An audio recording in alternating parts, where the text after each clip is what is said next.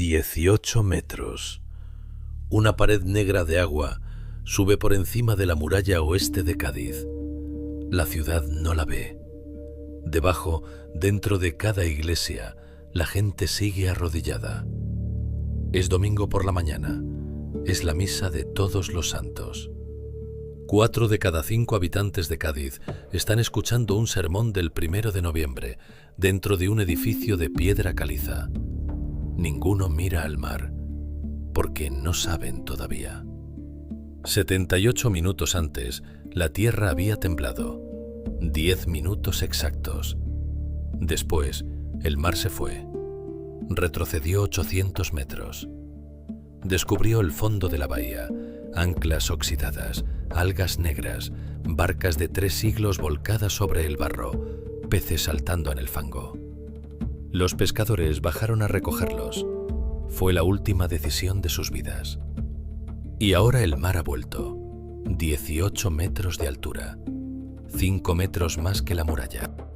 Una masa de agua atlántica del peso equivalente a 34 portaaviones modernos que viaja a 50 kilómetros por hora y que en 40 segundos va a chocar contra la costa oeste de la ciudad. La ola tiene sonido, un rugido profundo que se percibe en el pecho antes que en los oídos. Los primeros habitantes que lo escuchan están todavía en misa.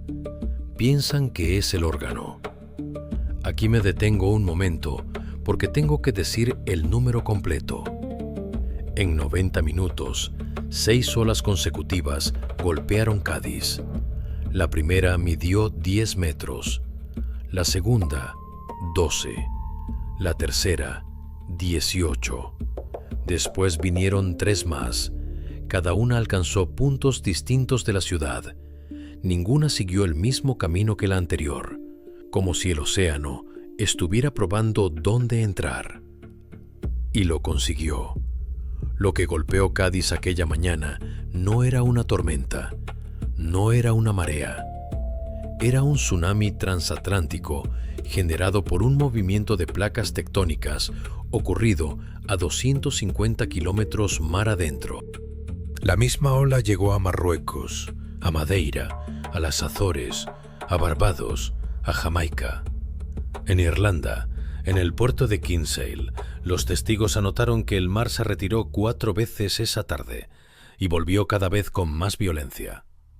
En Cornualles, en la costa suroeste de Inglaterra, los barcos amarrados subieron y bajaron 2 metros cada media hora durante 5 horas seguidas. Un océano, 30 países, 9 horas de destrucción coordinada. Y en Lisboa, la ciudad hermana de Cádiz en la ruta atlántica, 40.000 personas ya estaban muertas. La capital portuguesa había caído a las 9:50 de la mañana, primero por el terremoto, después por el incendio de las velas litúrgicas que ardían en todos los altares del Día de Todos los Santos, y por último, por su propia ola, una ola de 20 metros que barrió el barrio del Terreiro do Paso, junto al río Tajo, y arrastró al mar a los supervivientes que habían huido allí buscando espacio abierto. Cuando la primera ola llegó a Cádiz, Lisboa ya no existía como ciudad. En el archivo de Simancas se conserva un legajo con 152 respuestas al primer cuestionario sismológico de la historia. Lo diseñó el marqués de Pombal en Lisboa 2 días después del terremoto. 13 preguntas, enviadas a cada parroquia del reino portugués y por reciprocidad diplomática a los puertos españoles del Atlántico. De las 152 respuestas cadicianas originales, hoy quedan 48 en el archivo. Las demás desaparecieron entre 1800 y 1930. Nunca fueron oficialmente destruidas, simplemente dejaron de aparecer en los inventarios. Con lo que queda, hemos reconstruido casi todo.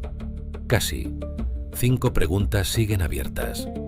¿Cómo pudo sobrevivir Cádiz a una ola que hundió Lisboa? ¿Qué ocurrió exactamente a 250 kilómetros de la costa aquella mañana? ¿Por qué la primera y la segunda ola rodearon la ciudad por 2 flancos y la tercera, la más grande, pasó directamente por el centro? y por qué esta catástrofe, entre todas las del siglo XVIII, terminó cambiando la forma en que los filósofos de Europa entendían el mundo. Y la última pregunta, la que menos se hace en las universidades: ¿puede repetirse? Al final de este vídeo tendremos las respuestas a las 4 primeras. La quinta la contestan los sensores GPS instalados en la costa portuguesa. Miden 4 milímetros de movimiento por año en la falla Azores-Gibraltar. Y esa falla, la que envió la ola de 1755, no se ha vuelto a romper. Todavía. Uno de los pocos testigos científicos de aquella mañana fue Antonio de Ulloa, mariner y astrónomo español, 39 años, miembro de la Real Sociedad de Londres. Estaba en Cádiz preparando una expedición a América. Al ver el mar retirarse, no bajó a recoger peces. Subió a la azotea de su alojamiento con un cuaderno de campo y anotó ángulos, tiempos y distancias. Sus notas se conservan hoy en el Museo Naval de Madrid, en un cuaderno de piel gastada por 300 años de manos técnicas que lo consultaron. Es el primer registro cuantitativo de un tsunami atlántico hecho por un observador científico entrenado. Ulloa, más adelante en este episodio, será uno de los 5 nombres que nos ayudarán a reconstruir lo que ocurrió. Era domingo por la mañana. Era el día de Todos los Santos, y en Cádiz, dentro de las iglesias, la gente cantaba. Fuera, el Atlántico se organizaba. Para entender por qué Cádiz sobrevivió, hace falta reconstruir lo que ocurrió entre el temblor y la ola. 78 minutos de silencio. 78 minutos que decidieron la diferencia entre 2.000 muertos y 40.000. El terremoto empezó a las 9:40 de la mañana. En Cádiz duró exactamente 10 minutos.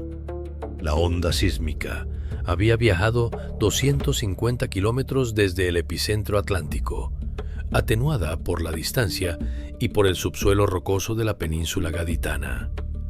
Las murallas, construidas en el siglo XVII contra el asedio inglés, con muros de caliza de 2 metros de espesor sobre roca viva, apenas se agrietaron. En el interior, 4 iglesias sufrieron caída parcial de bóveda. Las restantes 7 resistieron. Ese fue el primer accidente afortunado. Cuando el suelo dejó de moverse, los habitantes salieron a las calles. La escena que describió el cónsul británico en Cádiz, un hombre llamado John Smith, 34 años, en el puesto desde 1751, no era una escena de pánico. Era una escena de curiosidad ordenada. La gente comparaba grietas en las paredes, ayudaba a los ancianos a levantarse, contaba los santos caídos en las hornacinas. En la plaza de San Antonio se organizó una procesión improvisada. Pareció que lo peor había pasado. Duró 20 minutos. A las 10, alguien en el Paseo del Vendaval, el paseo que corre a lo largo de la muralla occidental, notó algo extraño en el mar. El agua se retiraba, no en una marea normal, con su ritmo lento de 6 horas. Se retiraba deprisa, como si alguien estuviera tirando del océano hacia el oeste con una cuerda invisible. En 4 minutos, 800 metros de bahía se secaron. Aquí llega el olor. Los testigos de aquella mañana describen todos lo mismo. Un hedor concentrado a algas podridas, pescado muerto y barro sulfuroso, que se elevó del fondo descubierto como una nube física. Se veía a la vista un vapor pardo, denso, saliendo del suelo marino recién expuesto. Y encima de todo aquello, el cielo, un cielo raro, ámbar sucio, con una luz que ningún vecino recordaba. Era la nube de polvo de Lisboa. 40.000 edificios pulverizados a 500 kilómetros de distancia, ascendidos a la estratosfera y arrastrados hacia el sur por el viento atlántico. Cádiz vio caer aquella mañana una fina llovizna gris. Se posó en los cabellos y en las capas de los transeúntes. Nadie sabía todavía qué era. Los pescadores fueron los primeros en bajar. La bahía descubierta ofrecía un botín sin precedentes. Miles de peces salcando en el barro, langostas atrapadas en algas, ánforas antiguas caídas hace siglos, ahora visibles al aire libre. Bajaron caminando por rampas naturales que el mar había abandonado. Detrás de ellos, en la ciudad, la gente empezaba a salir de misa. Nadie se alarmó por lo que veía. Al contrario, se acercaron a las murallas para mirar el prodigio. Y aquí surge la segunda pregunta abierta de este episodio. Porque para que el mar se retire 800 metros, hace falta que algo, muy lejos, haya empujado el agua hacia arriba. Empujado con una fuerza equivalente a la explosión de decenas de megatones. En pleno océano Atlántico, en un lugar donde no hay volcanes, ni fallas evidentes, ni sismógrafos, ni nadie que estuviera mirando. Algo se movió en el fondo del mar. Algo grande. A las 10:58, la primera ola apareció en el horizonte occidental. Era una línea oscura. 12 kilómetros mar adentro. Se acercaba a 50 kilómetros por hora. Cuando llegó a la muralla, medía 10 metros de altura. Rompió contra la piedra. Se elevó en un plumaje blanco de 30 metros de altura por encima de la almena. Regó las calles de la ciudad vieja con agua salada, algas y fragmentos de embarcaciones. Pero no la superó. La muralla oeste, pensada para detener cañones ingleses, detuvo lo primero que le lanzó el Atlántico. Los pescadores del fondo descubierto no llegaron a subir a tiempo. Aquí me interesa marcar un punto que las crónicas oficiales suelen pasar por alto. Cuando la ola rompió, John Smith no estaba en las murallas. Estaba en su consulado, en la calle del Sacramento, escribiendo una carta a su superior en el almirantazgo. La escribió a mano, con tinta de hierro, sin pausa, durante 3 horas. En esa carta hay una frase que se ha ignorado durante 2 siglos y medio. La transcribo, en su inglés original y luego en español. The sea returned 6 times, each higher than the last. On the 6th, it overtopped the wall. El mar volvió 6 veces, cada vez más alto. La sexta pasó por encima de la muralla. En la línea siguiente, Smith añadió 3 palabras. Estaban subrayadas 2 veces. Not yet finished. Todavía no ha acabado. Y no había acabado. La ola pequeña era solo el aviso. Faltaban 1 hora y 15 minutos para la tercera. La segunda ola llegó a las 11:22. Fue más baja que la primera, 12 metros. Y ese fue el segundo accidente afortunado de aquella mañana, porque cuando la gente vio que la segunda ola era menor que la primera, muchos concluyeron que el peligro decrecía. Bajaron de las murallas, volvieron a sus casas. Algunos abrieron las puertas para ventilar el olor del mar retirado. Otros fueron a mirar los daños en las iglesias.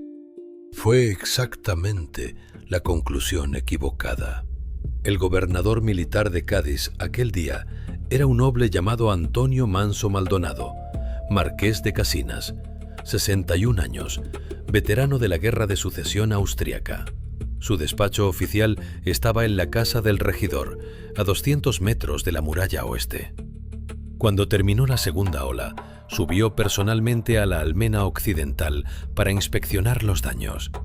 Lo acompañaba un ingeniero militar francés llamado Luis de Cormontaine, contratado por la corte de Fernando VI para modernizar las defensas atlánticas del reino.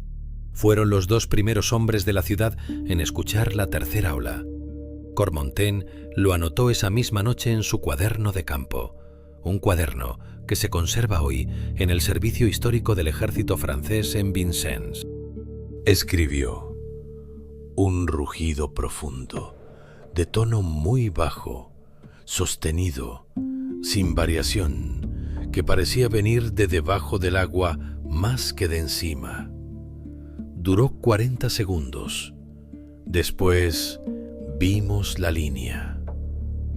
Ese rugido es un fenómeno documentado hoy en todos los tsunamis mayores. Se produce cuando una ola de 20 metros o más desplaza aire a presión contra la superficie del mar. La frecuencia es tan baja que se percibe más en el pecho que en los oídos. Los sismólogos modernos lo llaman infrasonido de tsunami. Los marineros del siglo XVIII lo llamaban el aviso del mar. Solo tuvieron 40 segundos. A las 11:33, la tercera ola apareció en el horizonte. 18 metros. Y aquí ocurre algo que 2 siglos de estudios sismológicos no lograron explicar hasta muy recientemente. La primera ola había golpeado el flanco norte de la muralla. La segunda había golpeado el flanco sur. La tercera, la más grande, golpeó exactamente el centro, como si hubiera apuntado. Superó la muralla en 3 puntos. El primero, la puerta de la caleta, en la esquina noroeste. El segundo, la brecha del baluarte de los mártires, ligeramente al sur. Y el tercero, un tramo bajo del muro conocido como el Vendaval Alto, precisamente en el centro. La ola no rompió la muralla, pasó por encima de ella. El agua se derramó por las calles de la ciudad vieja durante 40 minutos. En la plaza de San Juan de Dios, el nivel del agua alcanzó los 2,80 m. Se registró en una marca de piedra que aún hoy es visible en la fachada de la Casa del Almirante, una placa gris grabada con la leyenda «Altitud del sexto mar» y la fecha del 1 de noviembre. Los cadicianos la mantuvieron limpia durante generaciones. La pregunta técnica es evidente. ¿Por qué las 2 primeras olas rodearon la ciudad por los flancos y la tercera pasó directamente por el centro? La respuesta no está en la ola, está en el fondo del mar. Cádiz está construida sobre una lengua de piedra que se adentra 3 kilómetros en el océano. Y aquí necesito explicar una cosa con cuidado, porque es el corazón técnico de este episodio. Cojan una lupa, sosténganla al sol. Debajo, un papel. La luz solar que golpea el cristal entra desde todos los ángulos posibles. Pero al salir por el otro lado, no sale igual. La lupa la reorganiza, la curva, la concentra en un solo punto. Y ese punto, si aguanta lo suficiente, hace un agujero en el papel. En el fondo del mar frente a Cádiz existe una lupa, no de cristal, de arena y roca. Se llama el Banco de Rota. Es una elevación submarina en forma de media luna, 7 millas de largo, que se levanta desde el suelo del océano como una pequeña montaña sumergida. Un tsunami que llega a esa lupa se comporta exactamente igual que la luz solar en el vidrio. Cambia de dirección, se curva, se concentra. La primera y la segunda ola llegaron al Banco de Rota con un ángulo oblicuo. La lupa las desvió a los flancos, norte y sur de la ciudad. La tercera ola llegó perpendicular. La lupa no la pudo desviar. La enfocó, directa, al centro de la muralla oeste. Cádiz no estaba en el papel. Cádiz era el papel. La tercera ola no eligió el centro de la ciudad. La lupa la envió allí. En una catástrofe natural no hay intención, hay geometría. Y para probarlo, un dato final. La misma ola que mató a 2.000 personas en Cádiz, porque el banco la enfocó, llegó al pueblo de Chipiona con 7 metros de altura, 11 kilómetros al norte, sin lupa submarina delante. 11 metros de diferencia. La diferencia entre una tragedia soportable y una tragedia general. Quedan 3 preguntas abiertas. La primera acaba de recibir su respuesta parcial. Cádiz sobrevivió gracias a su muralla de caliza y a la geometría de una lengua de tierra. La segunda, ¿qué ocurrió a 250 kilómetros mar adentro? Todavía no. Y la tercera, ¿por qué esta catástrofe cambió la filosofía europea está a punto de empezar. Porque en París, en aquel momento exacto, un hombre de 61 años estaba leyendo despachos. Su nombre era François-Marie Arouet. Firmaba como Voltaire. Para entender qué golpeó Cádiz, hace falta salir del puerto y navegar hacia el oeste. 250 kilómetros exactos. Un punto en pleno océano Atlántico, al suroeste del Cabo San Vicente, en el vértice donde tres placas tectónicas se rozan sin encontrarse del todo. Se llama la falla Azores-Gibraltar. Es la frontera móvil entre la placa africana, la placa euroasiática y la microplaca ibérica. En condiciones normales, esa frontera se desliza 4 milímetros por año. Es más lenta que el crecimiento de una uña humana. La sismología moderna la clasifica como una zona de acumulación lenta y liberación rara. En traducción física, durante siglos no ocurre nada y luego, en un instante, ocurre todo. El 1 de noviembre de 1755, a las 9:40 de la mañana, un segmento de esa falla de aproximadamente 200 kilómetros de longitud se desplazó verticalmente 10 metros. Un bloque marítimo del tamaño de la mitad de la península ibérica bajó 10 pisos en 40 segundos. Ese desplazamiento levantó una columna de agua. La columna se colapsó por gravedad y se propagó en todas direcciones a la velocidad de un avión comercial. Al norte, hacia Lisboa. Al este, hacia Cádiz. Al sur, hacia Casablanca. Al oeste, hacia las Azores. La energía liberada equivale a 1.300 bombas de Hiroshima detonadas simultáneamente en el fondo del océano. Traducido en términos de masa, 300.000 kilómetros cuadrados de suelo marino se movieron a la vez. Una superficie más grande que toda Alemania. Casi ningún ser humano estaba allí para verlo. El único testimonio directo llegó desde una fragata portuguesa llamada la Nossa Senhora do Cabo, que navegaba a 80 millas del epicentro cuando ocurrió el sismo. El capitán, un hombre llamado Manuel Machado, anotó: el barco fue levantado por una fuerza que venía de debajo del casco. Los mástiles crujieron como si hubieran sido golpeados por dentro. El mar no rompió, se elevó y bajó como un pecho que respira.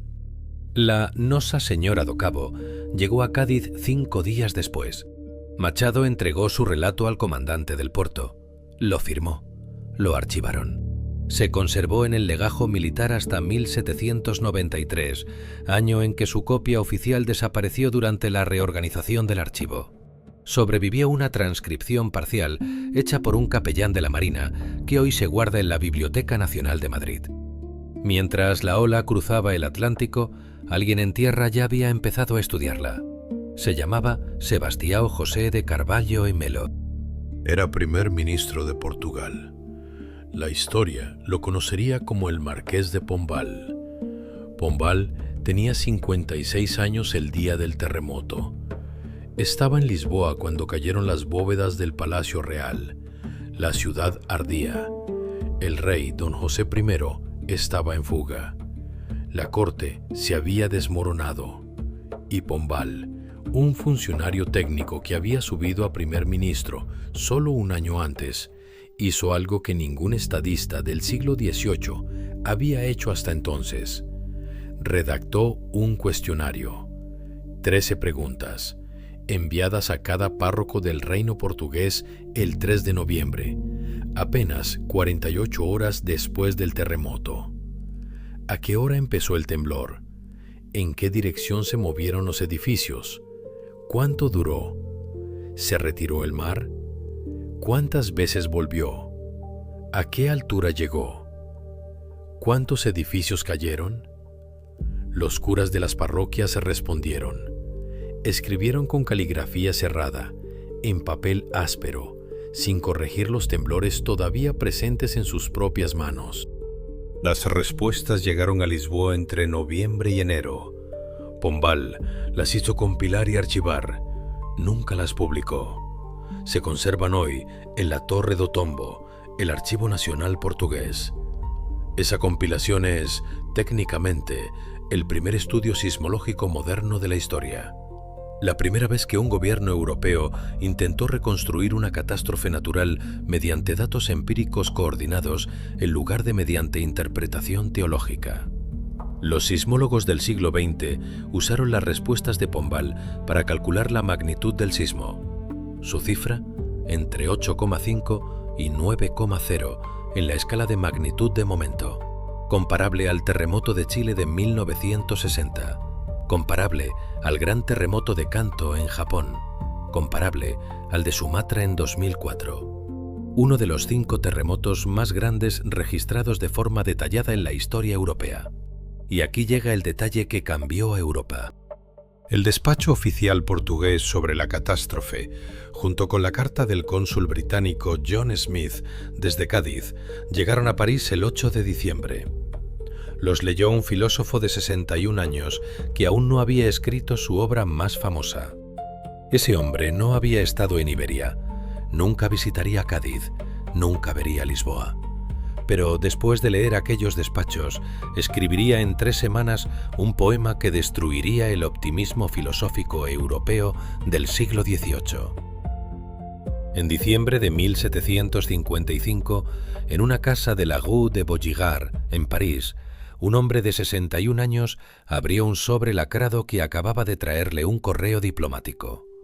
Dentro había 3 despachos, uno oficial portugués, uno oficial español y una copia de la carta que el cónsul británico John Smith había enviado desde Cádiz 40 días antes, la carta que terminaba con la frase subrayada: «Todavía no ha acabado». El hombre se llamaba François-Marie Arouet, firmaba como Voltaire. Los leyó junto al fuego. En la Biblioteca Nacional de Francia se conservan sus notas manuscritas al margen. Tinta de hierro, letra apretada, sin correcciones. Una palabra aparece 4 veces subrayada. Pourquoi? ¿Por qué? Voltaire era en aquel momento la voz intelectual más influyente de Europa. Tenía todo el aparato filosófico del siglo XVIII a su disposición para explicar una catástrofe. Y aquella noche, junto al fuego de una casa parisina, ese aparato le falló. Cerró la puerta del estudio. En 22 días escribió un poema de 234 versos. Poema sobre el desastre de Lisboa. Se publicó en marzo de 1756. Fue traducido a 8 idiomas antes del final del año. El poema hacía una única cosa: demolía la doctrina filosófica dominante de Europa desde hacía 45 años. La llamamos Teodicea de Leibniz. En 4 palabras, este es el mejor de los mundos posibles. Todo lo que ocurre, incluidas las catástrofes, forma parte de un plan divino racional y benévolo, aunque nosotros no lo entendamos. Voltaire hizo 4 preguntas. Las escribo aquí, una a una, porque son las mismas preguntas que un espectador puede estar haciéndose ahora mismo. ¿Qué plan divino racional envía una ola de 18 metros contra Cádiz, precisamente en el momento en que la ciudad entera está de rodillas en misa? ¿Qué providencia benévola perdona al pueblo de Chipiona con 7 metros y castiga a la ciudad vecina con 18, solo porque el fondo del mar tiene una forma distinta a 11 kilómetros de distancia? ¿Qué universo justo aniquila 40.000 vidas en Lisboa en el mismo domingo, el día de Todos los Santos, en que todos sus habitantes están dentro de las iglesias? Ninguna respuesta. El poema solo ofrecía las preguntas. Y en ese acto, la negativa a consolar cambió Europa. Aquí me tengo que parar. porque esto es lo más importante que puedo decir en todo este episodio. Antes de 1755, las catástrofes naturales se explicaban desde 3 marcos: castigo divino, prueba de fe o misterio de la providencia. Después de 1755, empezó a ser posible explicarlas desde un 4.º marco: física, un marco sin intención, sin culpa, sin propósito. La sismología moderna nació no en un laboratorio, sino en la conciencia europea, el día en que Voltaire preguntó ¿por qué? En Ginebra, un hombre de 44 años leyó el poema y se enfureció. Se llamaba Jean-Jacques Rousseau. Cogió una pluma. Escribió a Voltaire una carta abierta el 18 de agosto de 1756. 10.000 palabras. Le respondió con un argumento que nadie en el siglo XVIII había formulado hasta entonces. La catástrofe no era culpa de Dios, era culpa de los hombres. Rousseau escribió: no fue la naturaleza la que concentró 20.000 casas de 6 y 7 pisos en Lisboa. Si la población de aquella capital hubiera estado más dispersa, el daño habría sido mucho menor. Traducido al lenguaje de hoy, los desastres naturales tienen un componente natural y un componente humano. El terremoto lo trae la geografía, la muerte, la ciudad. Rousseau inventó, en esa carta de 1756, el concepto moderno de riesgo urbano, 270 años antes de que se llamara así, y 1.000 kilómetros al este de París, en Königsberg, en Prusia Oriental, cerca del mar Báltico, un docente de 31 años leía los mismos despachos junto a una estufa de porcelana en pleno invierno prusiano. Se llamaba Immanuel Kant.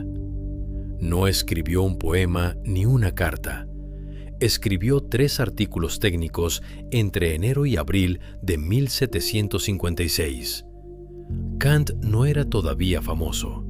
Enseñaba física, matemáticas y lógica en la universidad de su ciudad. Sin instrumentos, sin observación directa, sin colegas, propuso una explicación física del terremoto. Cavidades subterráneas de gases inflamables, vibraciones propagadas por el subsuelo, rupturas mecánicas. Se equivocó en el mecanismo, acertó en el método. Son, técnicamente, los primeros textos de sismología moderna escritos por un pensador europeo.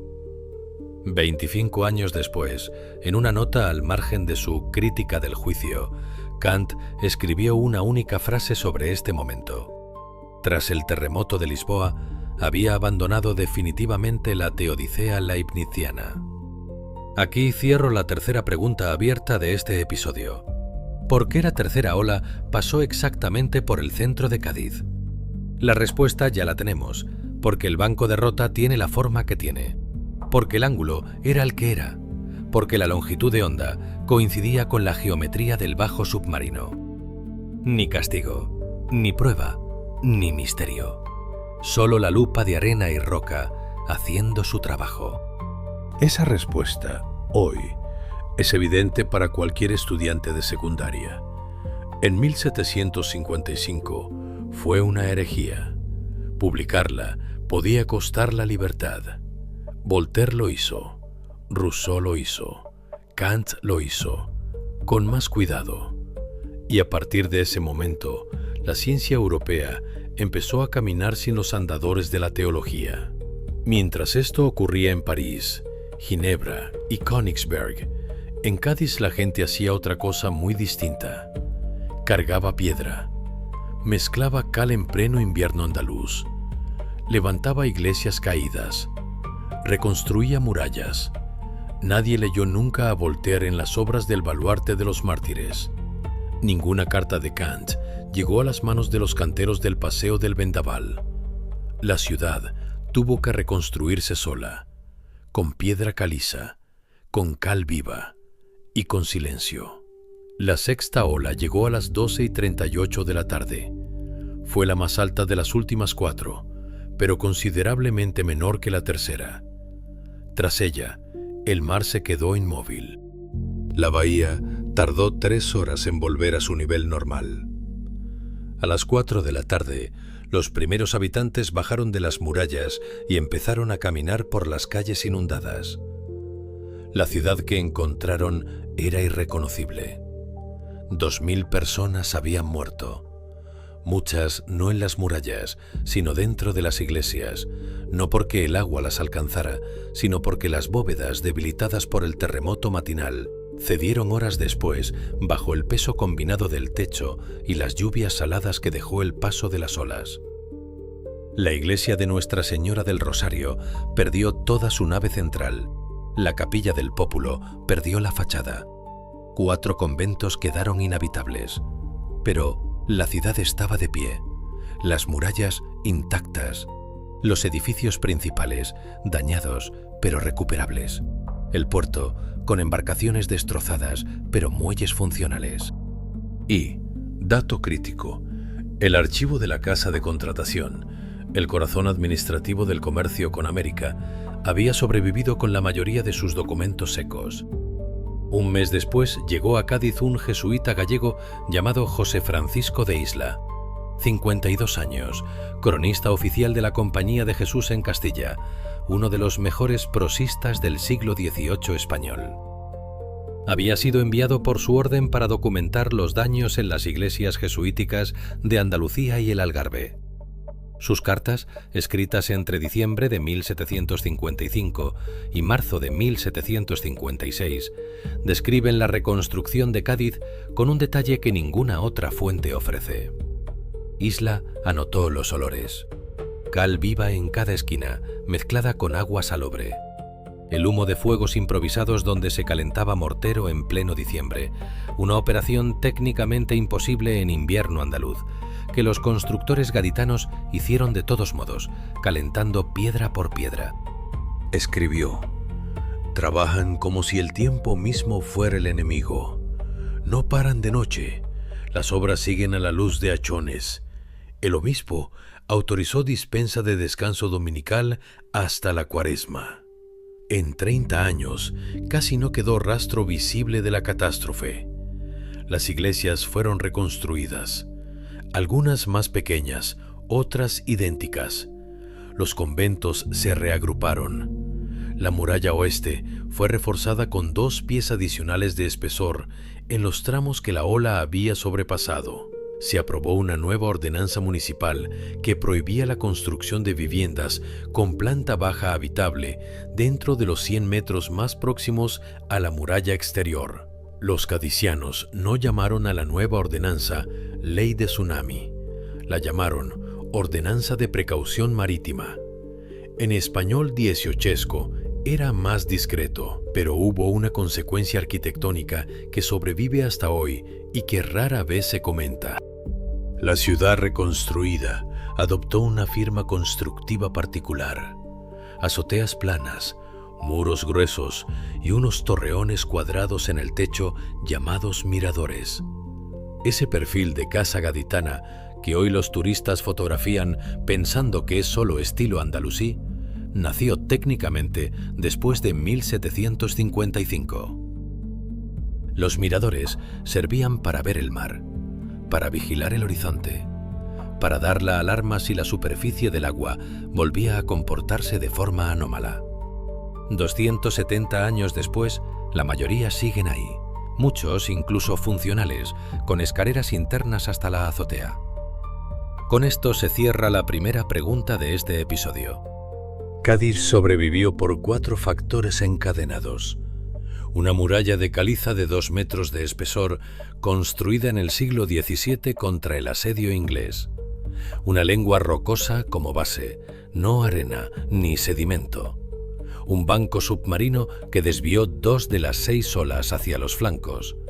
Y la fortuna geométrica de que la muralla oeste tenía justo la altura suficiente para contener 5 de las 6 olas, y solo una, la tercera, la máxima, la pasó por encima en 3 puntos limitados. Ni un factor más habría bastado, y ni un factor menos. Cádiz vivió por eso. Pero hay una nota final, una nota que las crónicas históricas suelen omitir porque cae fuera del relato del desastre y de su superación. En 1756, un año después de la catástrofe, la Marina española encargó al mismo ingeniero francés, Louis de Cormontaigne, el que había escuchado con el marqués de Casinas el rugido de la tercera ola, un nuevo levantamiento batimétrico del fondo de la bahía gaditana. La operación duró 7 meses. Los resultados se compararon con las cartas hidrográficas anteriores, las de 1731. Había una diferencia. El banco de Rota había cambiado de forma. Se había hundido casi 1 metro en el punto de contacto con la tercera ola. Su perfil ya no era el mismo. La ola había reesculpido su propia lente. Cormontaigne escribió, en su informe final al Ministerio de Marina en Madrid, si otra ola llegara con la misma dirección, no seguiría el mismo camino, ni tocaría los mismos puntos.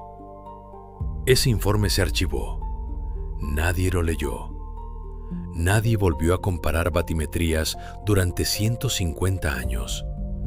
Y la falla Azores-Gibraltar, la que había enviado la ola, siguió acumulando tensión. 4 milímetros por año, sin descanso. En el año 2000, un geólogo marino francés llamado Marc-André Gutcher subió a bordo del barco oceanográfico La Talante con destino al Golfo de Cádiz. Su equipo desplegó durante 3 semanas un sistema de sonar de barrido lateral de alta resolución sobre el fondo marino situado entre el Cabo San Vicente y la falla Azores-Gibraltar. Estaban buscando algo específico, la cicatriz del sismo de 1755. La encontraron. A 270 metros de profundidad, sobre un plano submarino ligeramente inclinado, apareció una fractura reciente en el sedimento oceánico de 220 kilómetros de longitud.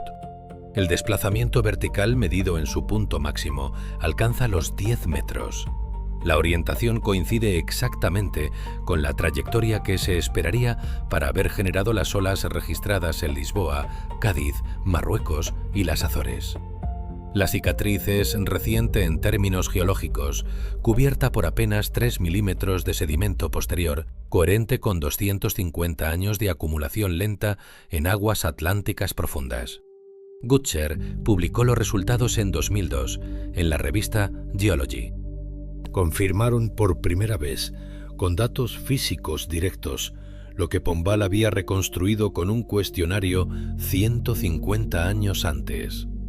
El terremoto de 1755 fue una ruptura de subducción en la falla Azores-Gibraltar, magnitud estimada entre 8,7 y 9,0. Y algo más, algo que la prensa no destacó en su momento y que sigue sin llegar a los libros de texto de secundaria en España.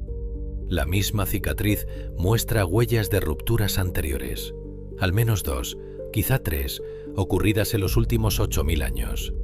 Fechadas por sedimentología turbidítica. La más antigua se produjo aproximadamente el año 1000 a.C., la siguiente hacia el 60 a.C., la siguiente 1755. Intervalo medio entre 1500 y 2000 años. Otro sismólogo, el portugués Rachid Omira, publicó en 2015 un modelo numérico que reproduce el tsunami de 1755 con precisión de decímetros para cada punto de la costa ibérica.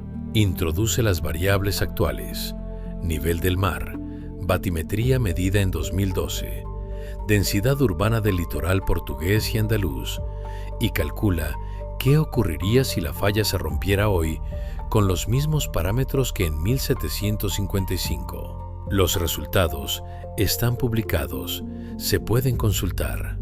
En Lisboa, la ola alcanzaría 27 metros, más de lo que alcanzó en el sismo original, porque el nivel del mar ha subido 20 centímetros desde entonces y la costa está mucho más urbanizada. En Cádiz, 21. La primera ola llegaría al puerto en 53 minutos. La tercera, la máxima, en 1 hora y 19. Cádiz tiene hoy 120.000 habitantes fijos. En verano, con turismo, la cifra se duplica. El sistema de alerta de tsunami del Atlántico Nordeste, el llamado NAMTWOC, coordinado por la UNESCO desde 2008, puede emitir aviso en 8 minutos tras un evento sísmico oceánico. Eso deja a Cádiz 45 minutos de aviso operativo antes del impacto de la primera ola. Casi exactamente los mismos 78 minutos que la ciudad tuvo en 1755, menos 33. La falla, mientras tanto, sigue moviéndose. Las estaciones GPS instaladas por el Instituto Geográfico Nacional Español en el litoral del Golfo de Cádiz registran un desplazamiento de la placa africana hacia el norte de 4,2 milímetros al año. Es un dato que se publica en boletines técnicos anuales. No aparece en los noticieros, se acumula. Aquí termino con la última pregunta abierta de este episodio, la que menos se hace en las universidades. ¿Puede repetirse? La respuesta técnica no es sí ni no, es ¿cuándo? En un intervalo medio de 1500 a 2000 años, la última ruptura fue en 1755. Restan, en términos estadísticos, entre 1230 y 1730 años, o menos. La estadística geológica no distribuye eventos con regularidad matemática. Distribuye probabilidades. Y en probabilidades, 270 años es un pestañeo. He estado leyendo sobre esta falla desde hace meses, y hay una cosa que me sigue impresionando.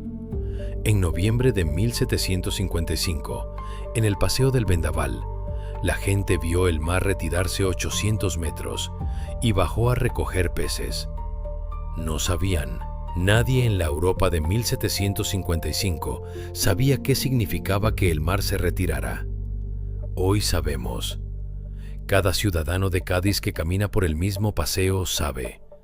Está en los folletos del ayuntamiento. Está en las señales de evacuación instaladas cada 200 metros. Está en los simulacros anuales. La diferencia entre entonces y ahora no es la falla. La falla es exactamente la misma. La diferencia es que ahora sabemos. Pero saber no basta. Saber solo te da los 45 minutos. El mar volvió 6 veces aquella mañana de noviembre. La séptima ola no llegó a Cádiz en 1755. Está esperando en el fondo del Atlántico, y la falla que la enviará se mueve 4 milímetros al año, imperceptibles a nuestros sentidos, pero registrados por los sensores. La única pregunta abierta es ¿cuándo?